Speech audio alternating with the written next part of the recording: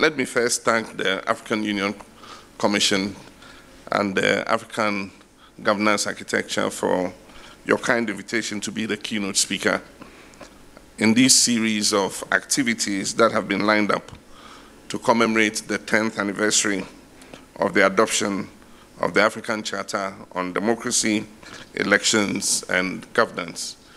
And let me thank our hosts, the South African authorities, for the very warm welcome we have received since our arrival here in your beautiful country. As you all know, and because you're all experts, you know the Charter was adopted 10 years ago during the 8th ordinary session of the Assembly of the African Union. And today, as you were told, some 45 AU member states have signed the Charter. Several have deposited their accession instruments, but there are, however, a few countries that still haven't signed, and as you were told, 7 of them have not signed the Charter. It is my hope that these remaining nations would use the occasion of the 10th anniversary of this history-making event to sign on to the document in order to promote a uniformity of democratic values on our continent. By some coincidence of history, my family and I have been involved in Ghana's democratic evolution, starting from my father's involvement in the struggle for independence from colonial rule, through the First Republic, headed by our first president, Dr. Kwame Nkrumah, through the era of military dictatorships, the short-lived Second and Third Republics, and eventually the Fourth Republic, which we still are in today, 24 years later. I myself have been involved at every level of Ghana's democratic governance in the period of the Fourth Republic until recently losing the last election of December 2016 and handing over to my successor, President Nana Akufo-Addo, on January 7th this year. I remember in the run-up to the election during the campaign, a very frequently asked question that I encountered many times, some coming from journalists who should know, and other people I thought would assume that that should be the case, was, if you lose, what do? You hand over?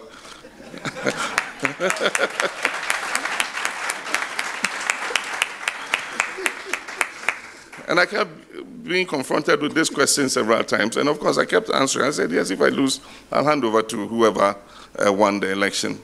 And that's exactly what happened. I lost the election. I conceded to my successor, and I handed over on January 7th. I'm not privy to the reasons for which I was chosen to be the keynote speaker, because there are many worthier than I to stand at this podium. But I guess that the AU might be showcasing my experience as a testament that the presidency is not a matter of life and death, and that there's life after the presidency.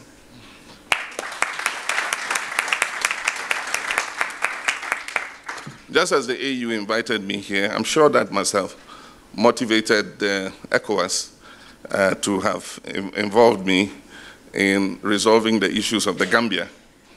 I had stood for the election I had lost, and we attended our ordinary ECOWAS meeting. I hadn't handed over yet, so I was still president. And in Abuja, 4 heads of state were selected to undertake a mission to Gambia. Because at the time, President Yahya Jammeh had also stood for elections and had lost, and actually conceded and congratulated his successor. And about a week or 2 after, I think the reality dawned on him, and he withdrew the concession. He withdrew the concession and the congratulations. And so myself, President Buhari, President Koroma, and President Ellen Johnson Sirleaf, who was the chair of ECOWAS at the time, still the chair of ECOWAS, were asked to go and negotiate and try and bring an amicable settlement to the impasse. And like I said, probably in that case, I was also chosen as a good example to President Jammeh, you know, to accept that, I mean, if you lose, you should hand over. I don't think I was very successful because in the discussions we had, when I drew attention to myself and I said, oh, President Jammeh, but I also lost an election and, I've conceded and I'm handing over. I mean, we could join together and do a lot after the presidency. I mean, speak about our experiences and all that. And his response to me was that imperialists can dictate to us what to do in Ghana, but they will not dictate to him in Gambia.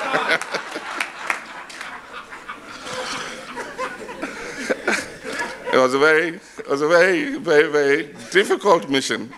Very difficult mission, and I congratulate ECOWAS on the work that it did to resolve that problem. We had met with President Jammeh first, and then after that we held a meeting with the President-elect, Adama Barrow, and he expressed concern about his safety because President Jammeh had put the capital Banjul under lockdown. He had deployed soldiers all over the place, and particularly around the house of the President-elect.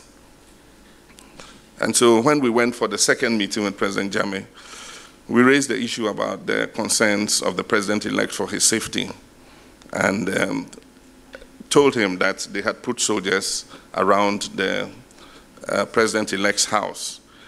And he said, yes, we've put the soldiers there to protect him for his own safety. Because I know you people, if anything happens to him, if there's a scratch on his skin, you say it's Jammeh who did it. And then I said, President Jammeh, yeah, it's true they are there for his safety, but the guns are pointing in the wrong direction. The soldiers with sandbags around his house should be pointing at anybody coming to the house, but the guns were pointing at the house. And well, everything else is history. As you are aware, on the second mission, the ECOWAS had invited him to Mali to join them for the meeting that ECOWAS was holding there. And once he went to Mali, he proceeded to Senegal and was sworn in as president. And afterwards, ECOWAS puts pressure to get President Jammeh to accept the reality. But those are all interesting developments, and I believe that they mark the continuous evolution of our democracy in Africa. Well, I'll just go quickly through the commitments of the Charter as to good governance, popular participation, the rule of law and human rights, the promotion, nurturing, strengthening, and consolidation of democracy and governance, the strengthening and consolidation of institutions for good governance, continental unity and solidarity, the promotion of the universal values and principles of democracy, good governance, human rights, and the right to development, entrenching a political culture of change of power based on the holding of regular, free, fair, and transparent elections conducted by competent, independent, and impartial national electoral bodies, opposition to unconstitutional changes, this is key, of government, that are some of the causes of insecurity, instability, and violent conflict. These commitments are a clear reaction to and rejection of earlier post-independence governance systems dominated by one-party state systems and cults of personality and military regimes. The Charter seeks to replace these with governance systems in which there is respect not only for the Constitution and constitutional order, but also for the principles of constitutionalism.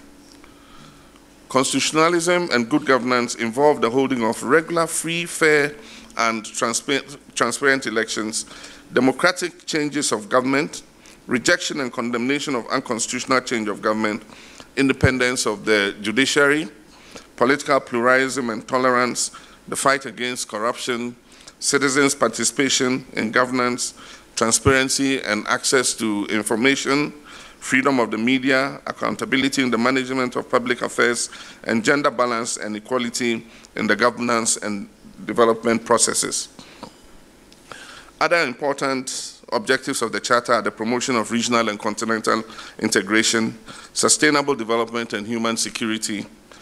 These commitments and objectives represent the good governance indicators for African Union members. Compliance with them represents the dividends of African democracy, while non-compliance represents the deficit of African democracy. Ladies and gentlemen, I must confirm that since the adoption of the Charter, there has been tremendous progress in the entrenchment of democracy and good governance on the continent in the majority of states. Evidence from the Mo Ibrahim Index shows that Africa has made considerable progress in this regard. But I'll be the first to admit that individual countries are at various stages of their democratic evolution and are making progress on the basis of cultural and other peculiar prevailing national circumstances. As I've said before, democracy is not a one-size-fits-all system, and countries cannot be at the same level at the same time. Cognition must be taken of culture, geographical circumstances, climate, and so many other factors that determine the evolution of democracy. And I also dare say that the values of democracy cannot be imposed on any member state. The values of democracy must be imbibed by consensus and agreement rather than imposition. We've all seen what the attempt to democratize some countries in the Arab world. We can see what has happened. If you take the case of Libya, I mean, I guess that anything is better than the current state in which Libya is. If you take the case of Iraq, you know, or even what has been going on in Syria, you would agree with me that anything is better than the human suffering that we're seeing in those places. And so democracy must be allowed to evolve. The people must continue to push the limits of their freedoms until they reach the ideal democratic situation that they desire. The Charter spells out the ideals we must work towards, and all countries must work to achieve them or come as close to these ideals as possible. In my political life, I've been asked several questions, and one of them that had repeatedly popped up at the time of the Arab Spring was when the Sub-Saharan Spring was going to take place. But what people hadn't noticed that the Sub-Saharan Spring was not an explosive one. It had begun gradually from the late 80s, with countries moving gradually towards more democratic space and providing more freedom of expression to their people. And so if people expected there was going to be a cataclysmic explosion like took place in many North African countries, then they would be disappointed, because Africa had started to move gradually towards democratic governance. So what are Africa's democratic dividends as a result of the Charter? Constitutional democracy yields enormous dividends. Democracy promotes the participation of people in governance and thereby unleashes their creative potential. Democratic governance promotes stability, and stability promotes progress. Many African countries, and in the case of my own country, Ghana, have seen the longest period of uninterrupted economic growth and expansion in our history under the 24 years of our Fourth Republic. We have grown faster under our Fourth Republic and experienced uninterrupted economic expansion of our economy in the 24 years of the Fourth Republic than at any other period in the 60-year history of Ghana since independence. The period of stable democratic governance in Ghana has seen the largest inflow of foreign direct investment in the country's entire history. Drawing mostly from examples of Ghana, I want to present a score sheet of African democratic practice particularly during the 10 years of the Charter's existence. And the first I'll talk about is respect for the Constitution and constitutional order and constitutionalism. In Ghana, we have scrupulously respected our 1992 Constitution and its constitutional order. Presidential and parliamentary elections have been held every 4 years as required by the Constitution, and these have been conducted by an independent electoral commission that is universally acclaimed for its independence and competence. There's never been any talk of extending the tenure of any president beyond the 2 4-year tenures mandated by the Constitution. I dare say that these depend on the culture and the evolution of democracy of the people. In Ghana, the 2-term limit is sacrosanct, and there's no president who can come and change it. But I must say that with other countries, there might be some compelling reason that makes those things possible.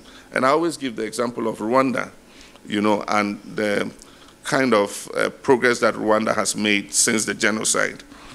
And probably in the interest of stability of government and continuity, the people of Rwanda signed the petition and held a referendum and said, you know, allow the incumbent to participate in an election and continue. That is a choice they made. But of course, it must not become a norm and a practice where everybody wants to change term limits so that they can perpetuate themselves in power. And so these are issues that we need to look at. In Ghana, disputed elections have been legally and peacefully resolved by the courts, as happened in 2012 when I was elected as president, and my election was challenged by the largest opposition party. The Supreme Court took 8 long months to finally resolve the matter in my favor. There have been reasonably smooth transfers of power from ruling parties to opposition parties. This happened in 2001, 2009, and in 2017. In the 24 years of the Fourth Republic, my party, the National Democratic Congress, has been in power on 4 occasions, and the now ruling party has been in power on 3 occasions. There's also the issue of rejection and condemnation of unconstitutional changes of government. And I must say that the strong stance of the AU against unconstitutional changes of government, including the suspension of membership and other sanctions, has been effective in stemming the tide of coup d'etats in Africa. And recently it was interesting when we were following the events in Zimbabwe. Everybody was confused whether to call it a coup or a military intervention, or I don't know what else, other coinage we could have gotten. But it was interesting watching the president of the AU Commission, and I watched one of his interviews, and he said, well, we need to determine if this is a coup. And if it's a coup, we shall apply the AU sanctions strongly and firmly. And then I think the next day I saw the response from Zimbabwe, the authorities. They said, no, it's not a coup. It's not a coup at all. It's not a coup. You know, President Mugabe is still in place, and he's still functioning. And I noticed that in order not to convince the AU wasn't a coup, President Mugabe was allowed out to go and carry out an official function of graduating students at a university while the leaders got their act together. And happily, the vice president was sworn in, and I think that things are normalizing in that country. But it shows you, the effect and strength that the AU has in terms of making sure that all our countries fall in line, and do not allow unconstitutional replacements of governments to take place. There's also the independence of the judiciary. Judiciary systems are getting stronger under democratic governance than under unconstitutional governments. Under unconstitutional governments, laws rule is by decrees, and constitutional governments rules are by acts and other acts of parliament and other regulations, laws and regulations. It makes the judicial system more transparent, and it makes it more predictable. And that is one of the things that investors look for. They want a country where the judicial system is transparent and will arbitrate in any cases that affect them in a manner that is non-partisan and that is free of influence. Political pluralism and tolerance. Under democratic systems, we've seen political pluralism and tolerance in Africa. In my country, Ghana, there are 26 registered political parties. And even though only 2 are currently represented in parliament, all these other parties are active in one way or other in terms of influencing policy. There's been a monopoly and alternation of power between the 2 main political parties over the last 24 years. And so one may more accurately describe Ghana as a 2-party state than a multi-party state, because there's an extreme dominance of 2 parties, a bit like in the US, the Republicans and the Democrats, or in the UK, Labour and the Conservatives. So that has happened. There's also progress in the fight against corruption under democratic systems than under undemocratic systems. And we have seen since the Charter and the progress that Africa has made towards democracy that there is a stronger fight against corruption than existed under unconstitutional governance. People are able to speak up. There are anti-corruption agencies in Ghana, such as the Commission on Human Rights and Administrative Justice, and any citizen can bring up any case before this commission if they believe that their rights have been abused, or if they believe that an act of abuse of office or corruption has occurred.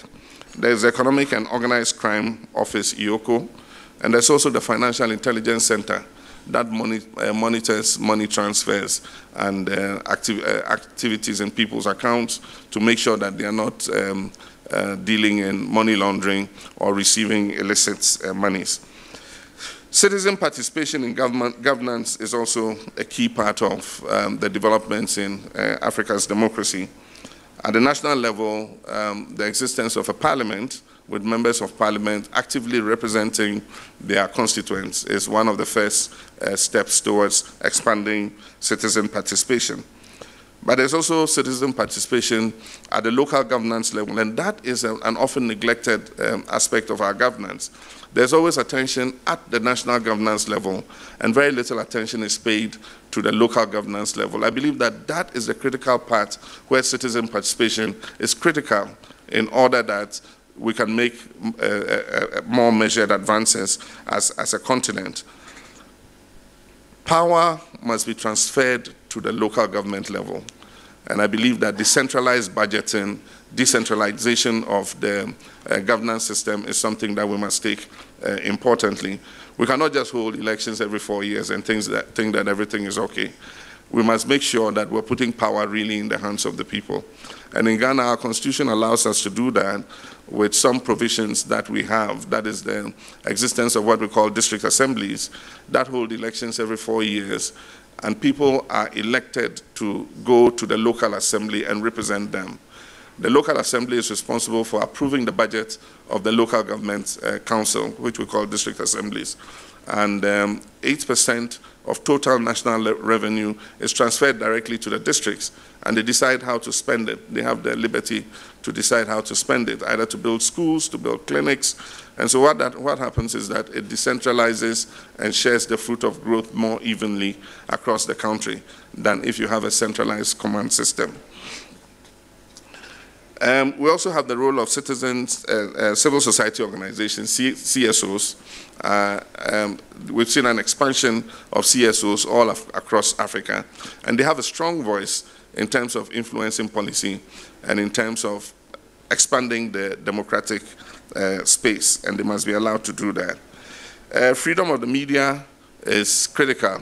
There can be no true democracy without a free and vibrant media. And I believe that the media must be allowed to have enough space to be able to carry out its work. In Ghana, Chapter 12 of the 1992 Constitution prescribes a free and independent media, and that whole chapter is about a free media. It says that no license shall be required for setting up a media of mass communication in Ghana. And so if you want to publish a newspaper, if you have your printing press, you have your paper, you start writing and you publish. And so you are not required to receive a license before you set up a newspaper. With radio stations, it's the same. You are not actually required to be licensed, but you need a frequency on which to broadcast. And so the frequencies are controlled by the National Communications Authority.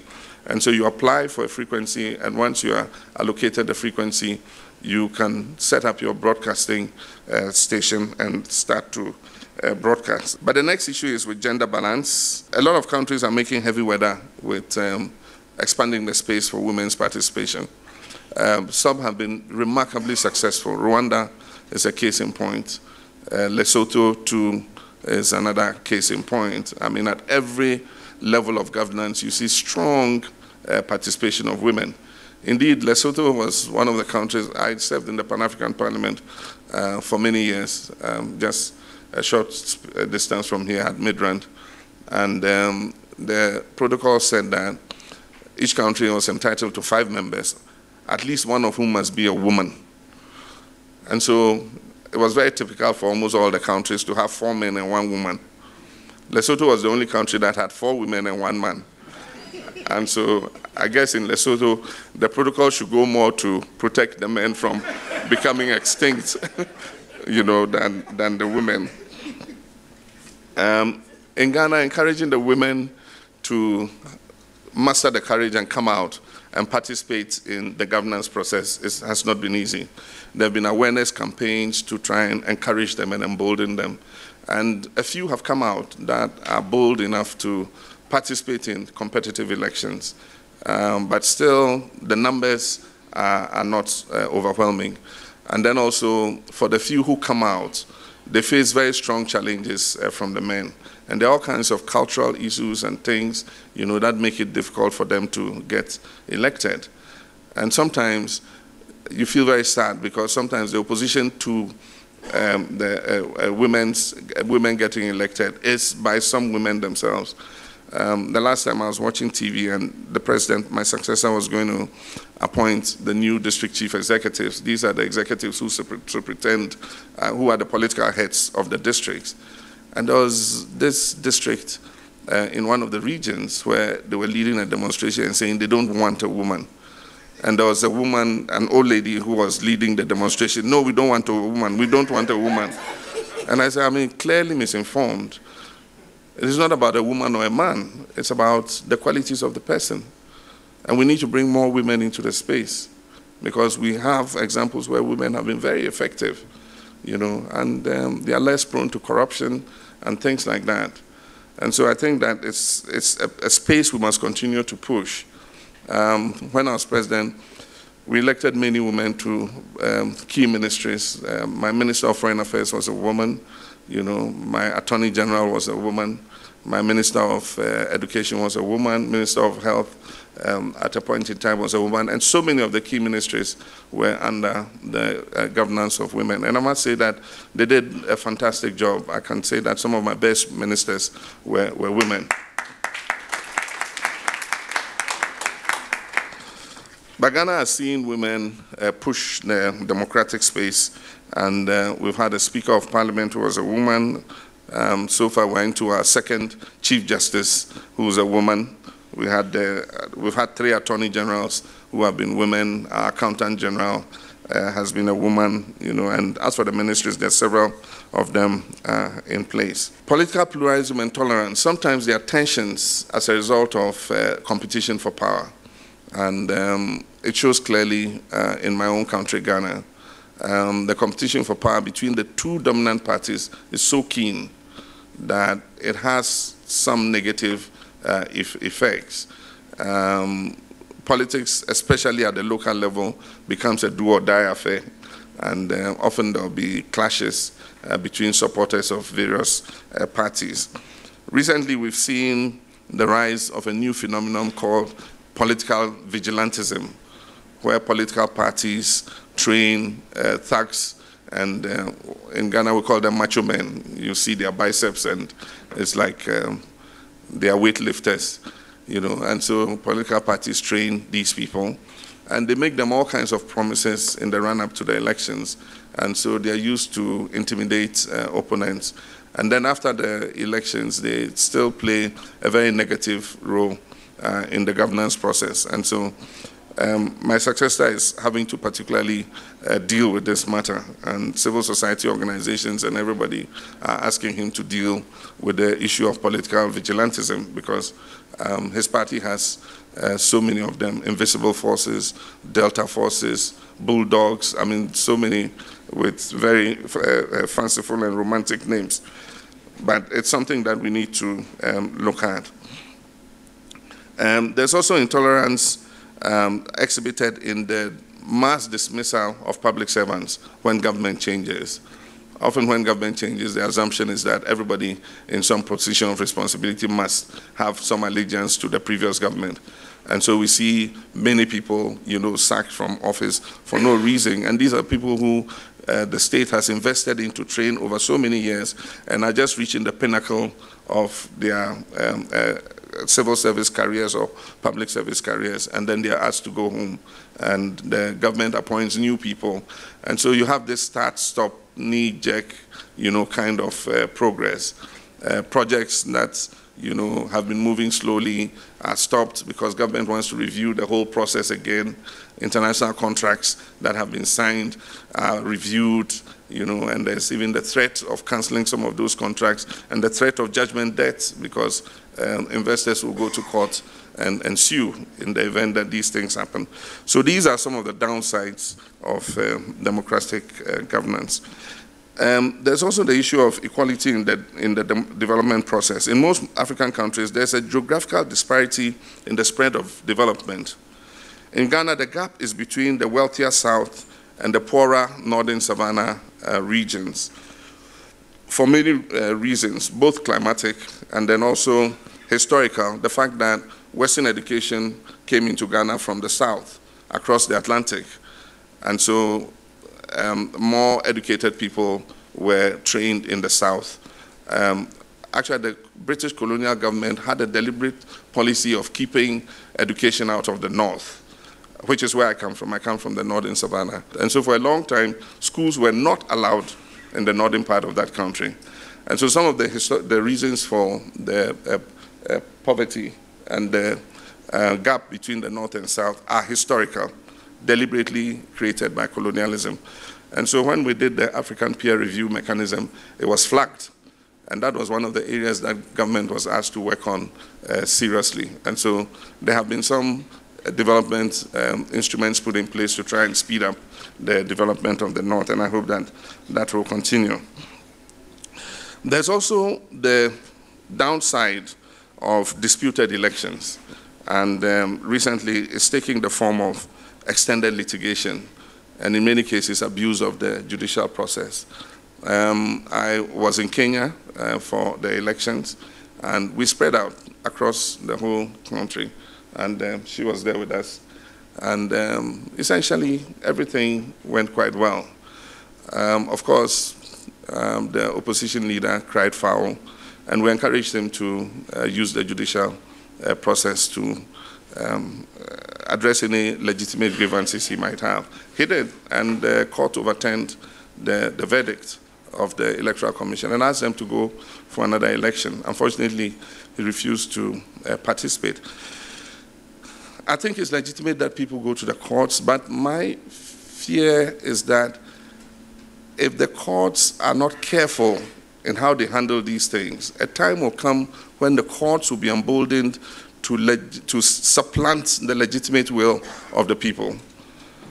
It is not about whether there were irregularities or not. Considering the geography of Africa, there would be problems with electoral deployment. It's the same in Liberia. We held the election. There was supposed to be a runoff. The third place person went to court, and up to now, Liberia is in hiatus because they have to go through the process of looking at the issues that have been complained about. From the Kenyan example, there's a Liberian example. I'm sure that people are going to be emboldened because in Africa, nobody loses an election. We would always find an excuse why we lost, we're cheated, or this happened, or that happened.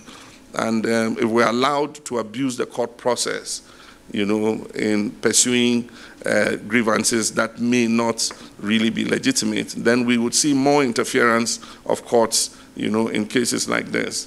And when that happens, it builds up tension, and you can even have violence and, democratic disruption as a result of things like this. So we need to, I think that the African Union must look at these developments and see what this tendency is. My favorite is the issue of democratic fatigue. Democracy is not an end in itself. It's a means to an end. And democracy interplays with several other factors to create human progress and prosperity. If we think that we're just promoting democracy and people should hold regular elections and protect human rights and all that, and that alone will satisfy our people, then we're mistaken.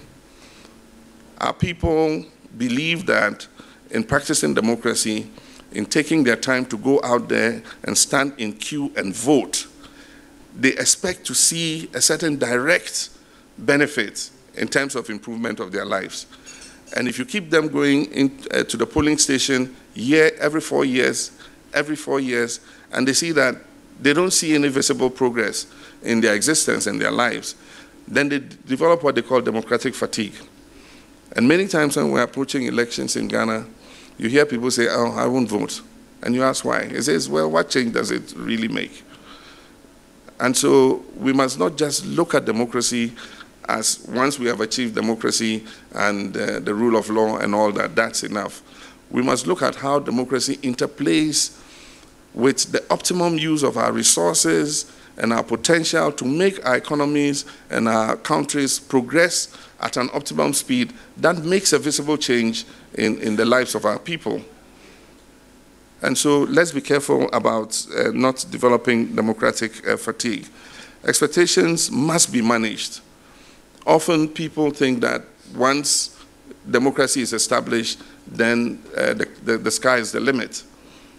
But it is not often so. It takes a lot of work to be able to provide prosperity for the people.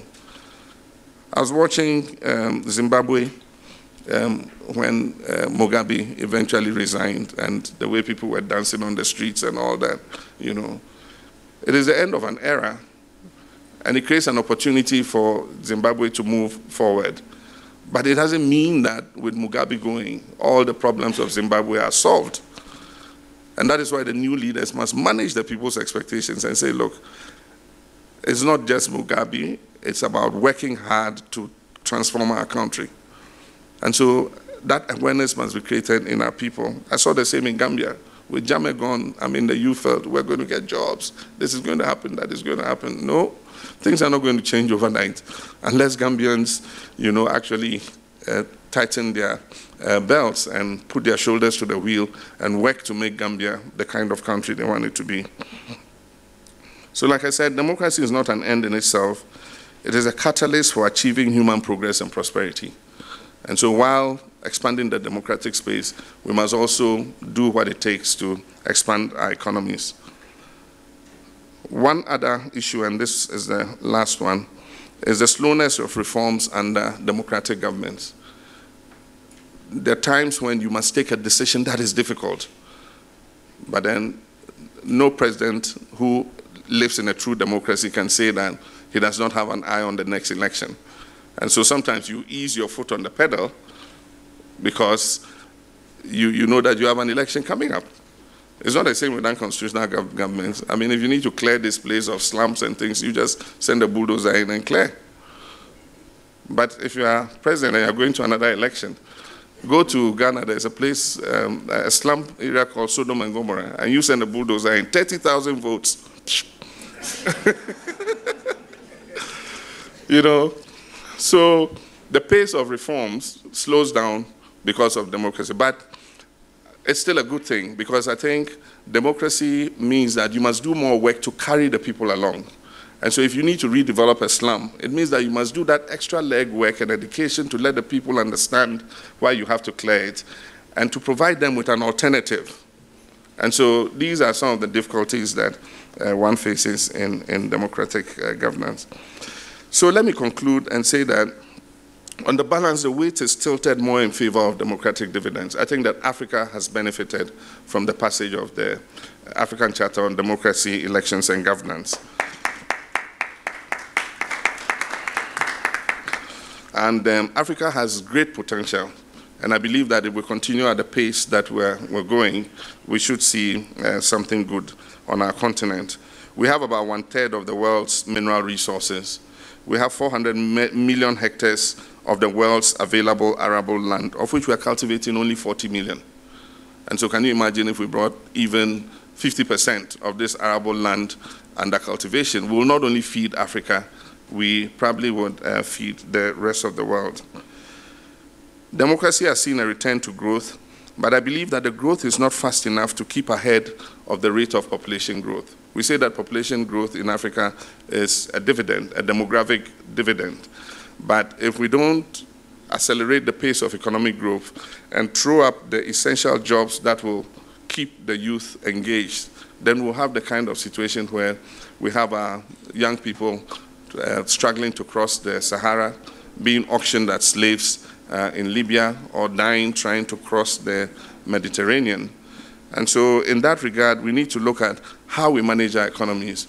Even though we have 1/3 of the natural resource of the mineral resource of the world, we're not adding any value to these minerals. Currently, we're at about 30% of processing our cocoa. And I came out with a policy that by 2020, we should be processing half the cocoa we produce, 50%. Because all the money is in the processed products. You sell the cocoa beans for cheap, and yet when they go and process it into cocoa powder and cocoa liquor and all that, or they make it into chocolates, a small piece of chocolate, you know, is far, far, far more expensive than its same weight in terms of a bean of cocoa. And so you know where all the money goes. It goes to Switzerland, Belgium, and where they make all these chocolates and things. And then the poor farmer in Africa does not make enough. And so we must add more value to the products that we send out. The AU should also help us in terms of negotiation on investments. You find that often when investments agreements are signed, because of competition with each other, everybody wants to liberalize his mining code to make it attractive and all that. And in the circumstances, we give up all the benefits to the investors. And gold is, I mean, those minerals are not a renewable resource. When they're gone, they're gone. And when they're gone, those investors are just going to walk away. And that money they make goes to expand, you know, their own economies, you know, and Africa is left hanging dry. But certainly one thing that is in our hands, for which, I mean, we can not escape blame, is the low value of trade amongst ourselves. I mean, we've talked about it. I've chaired the High-Level Trade Commission of AU for some time. But the difficulty of opening our borders to trading amongst ourselves, I mean, it's just one that one cannot understand. And so, I mean, if we must remove some of the challenges that Africa faces, then let's open the borders and allow our people to move freely, allow goods and services to move freely across the continent. And so on the 10th anniversary of the Charter of the African Union, I think that the recommendations I'll make is that the AU should extract out of the numerous commitments and principles certain specific goals which will be used to assess the extent of compliance of member states at the 20th anniversary of the Charter. One of the specific benchmarks should be that all member states should have signed and ratified the Charter by an agreed cutoff date. We should also increase action at the regional level. The regional economic communities are urged to encourage AU member states to become parties to the Charter. The regional economic communities are urged to designate local focal points for coordination, evaluation, and monitoring of the implementation of the commitments and principles enshrined in the Charter. And they also urged to ensure massive participation of stakeholders, particularly civil society organizations, in the process. So, ladies and gentlemen, on that note, and after taking far more than my time, I wish to declare this expert seminar officially opened and to thank the organizers for this opportunity. Thank you very much.